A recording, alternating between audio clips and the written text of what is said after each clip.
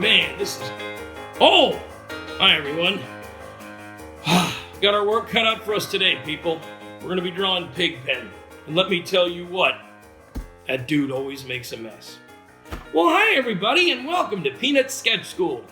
My name is Noel, and I'm going to be your art teacher in just a moment. Today, we are going to be drawing Pigpen. I hope you kids like dust. Before we get going, just a few quick little tips here that'll help you with sketch school.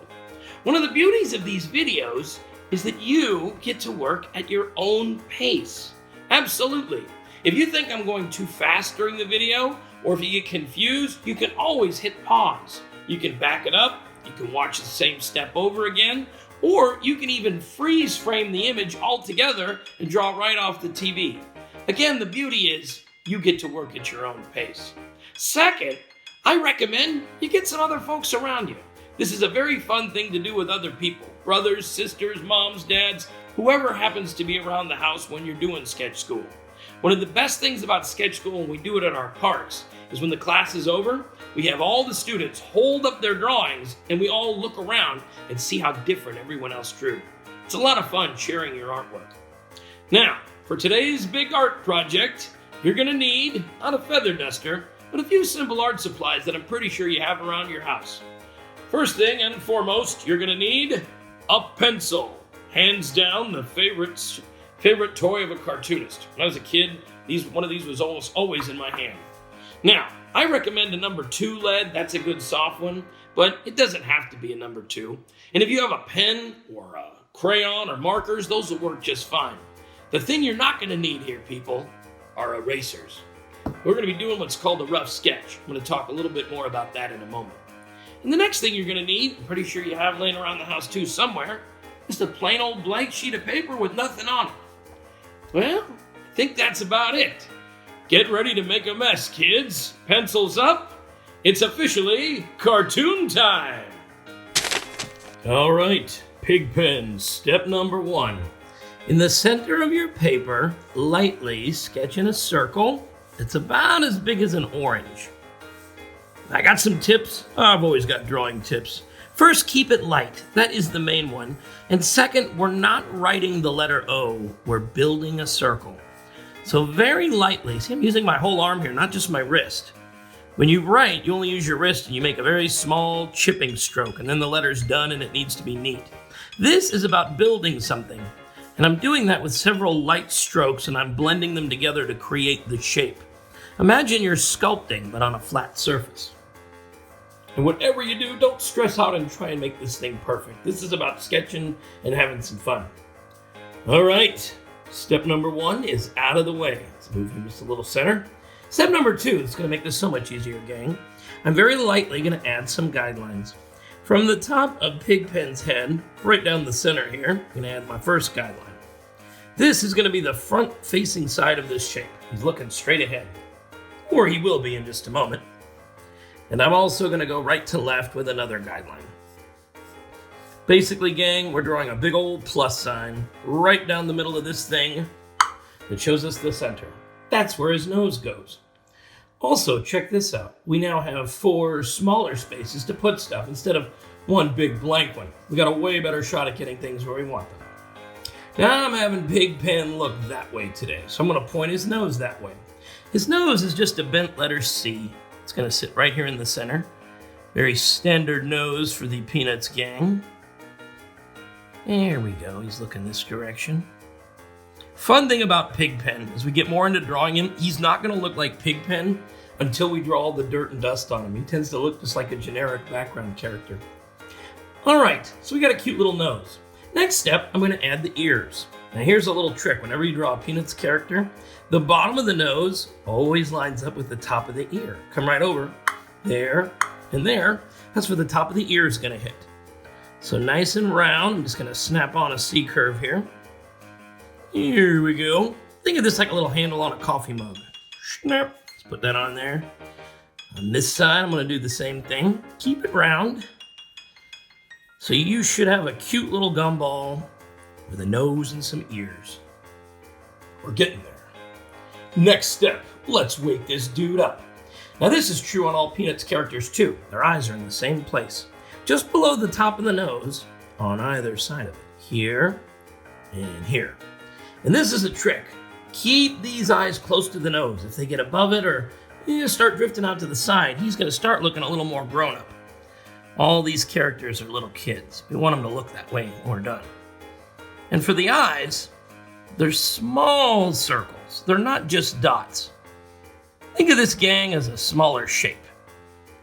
And when you have it the way you like it, take a moment and color it in. I'm really pressing down with the pencil. I want this to be the darkest part of the drawing. That way it stands out on the page more. And when people look at the picture, they're instantly going to be drawn to those eyes. You always want your viewer to look your characters in the eyes. They'll make a connection with them that way. And above his eyes, we're going to draw his eyebrows. These go directly above, and I'm going to give him the kind of surprised/worried look. Pigpen is traditionally drawn in the background in one of these strips. These are just little curved lines here. Usually with this kind of worried, like, hey man, everybody's looking at me. Why is everyone looking at me? I'll tell you why. Because you're standing in a big cloud of dust, Pigpen. How you guys doing? Looking kind of cute? And the last thing we're going to add before we darken in the circle and add the dust, we're going to give him his mouth. Now this is true on all Peanuts characters too. See how the nose, the top of the ear lines up with the bottom of the nose? Well, the bottom of the ears, that's where the mouth goes, right along this line. Now you can give him a wide open mouth, you can open his mouth, you can give him a frown. I love to give him this slightly worried look. It's like, this is a classic Pigpen expression. Very rarely are the strips in the newspapers about Pigpen, and if they are, usually it's just a gag about him being dirty and dusty. For the most part, he's standing in the background. Okay, before we add the dust, we're going to take just a moment and darken in the circle. When I was an animator, we used to call this locking in the shape. Now check this out. I'm not writing one line around the circle here, but instead I'm building this line by several pencil strokes. Everything on here that I'm touching the page with is a piece of building. You're always, always, always building, snapping things together, moving forward. This is in front of this. This is behind that. And here's a tip that'll help you. I can't turn my board right now. I really want to. See, as I'm making these curves, if you turn your board as you're doing this, your wrist can remain in its range of motion. I'm really having to bend around my board. And if you're really bending your wrist, your chances are you're making clumsy lines. Keep your wrist in its range of motion. See, I can make a curve this long and then it starts getting weird. That's a big part of learning to draw too, is just learning how to get the right moves your arm will give you to get you the right marks you want. That really gets helpful when you start using brush and pen. Look at this. All right, you cute little bald-headed dude. Are you ready for some messy hair? Hands down, my favorite thing about Pigpen is this messy hair. And there's a lot of it. Now we're going to be following the way they drew him in the Christmas cartoon. Perhaps you guys saw that. This is the way the animators drew it, and it's the way that we're going to draw it. We're going to start on top of the head. I'm just going to go step by step, so just follow along. Starting right above this eyebrow, I'm going to draw 3 big curvy hairs. Watch this. It's going to get weird. Doink. What? Oh man, it's getting weird here. Then another one. And then another one. Have fun. And if they don't look exactly like mine, don't stress it. This is a messy hairdo. Have some fun. All right, so we got 3 of them going that way. Well, let's do the same thing. But let's bend them out this way. You ready, Pigpen? Oh man, doink. Oh snap. Think of that kid you always had to sit in back of in class that had messy hair. Every one of my classes, there was at some point where I had to sit in back of some dude that never combed his hair. And I had to look at that all day. All right, now these 2 hairs are my favorite. They're on the side, they're straight, and they come right off of the circle. There's a long one, and one that's just a little bit shorter. It's like the wind. It's getting those ones. Now we're gonna go to this side of the head. There's a bent one, doink, and then 2 little ones. All right, now here's where you can get creative with your hairstyling. You can just add a few random hairs in here if you want. I generally pull on the lines and let them bend as they start to get a little tall. You can add onesie, twosies. You can add as many. You don't have to add any if you don't want to.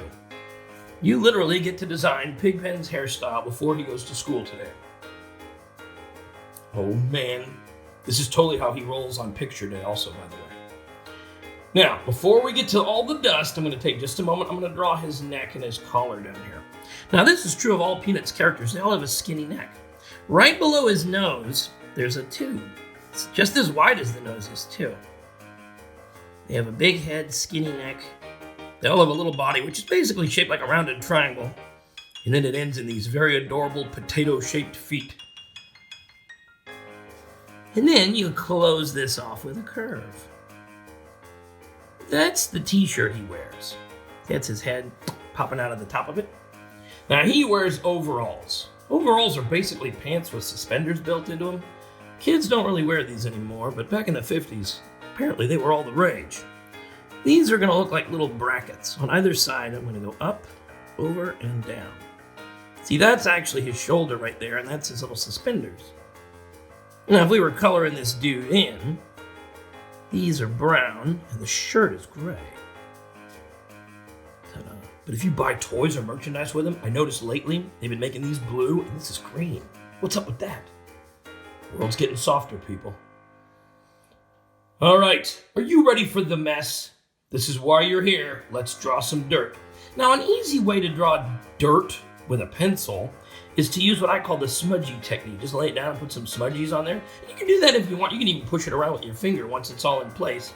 Here's how Charles Schulz did this. He drew these characters with pen and ink.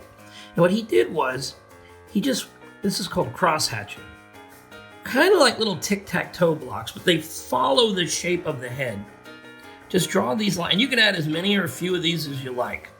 They're just meant to look like dirt. The theory about this, the closer these lines come together, the darker of a tone you can generate. Some really beautiful pen and ink drawings out there use this technique. Look for them next time you're reading your comics. Here we go. He's getting dirty. Now for the dust. There are your lungs. All right, we got a fresh breath. All right, here's where it gets messy. Now, there's two types of clouds of dust around this dude. There's the big main ones that he's always standing in, and then there's the little itty-bitty poofy ones that float around him. Let's get these big ones in place first. These really are nothing more than big old curved lines. Kind of overlap them. Oh, man. What is going on? How is this physically possible? Some cartoon mysteries are never going to be solved. And for the smaller ones, there are little curves. These float around, they look like little clouds. I like to think of them kind of like little pieces of popcorn. Man, I love me some popcorn. There we go. Little curlicues. Make them big, make them small. Now the problem with this, in a comic strip, if you glance at this, it could look like smoke that he's standing in. So that this would look like dust, Charles Schulz added just a few details. Remember how we drew these cross-hatch lines on the face? Well, he carried this pattern through into his dust clouds as well. Just add these randomly on here. Again, as many or as few as you like. And he would also, this is my favorite thing, he would add these little dots. Oh, man. Dot, dot, dot. Not a lot. Poof. You're standing in dust. Oh, man. Hey, wait a minute. We just did this. You just drew a picture of Pigpen. There's one last thing you gotta do. Every artist should always sign their work. You just drew the messiest kid in the comics. Pigpen! Congratulations! Oh, man, that kid makes a mess. But he sure is fun to draw. Thanks for drawing with me. I hope you guys had as much fun as I did. And I highly recommend you take these drawings you've been doing and put them up on your refrigerator. Nothing like looking at artwork when it's time to make a sandwich. Well, until next time, stay sketchy.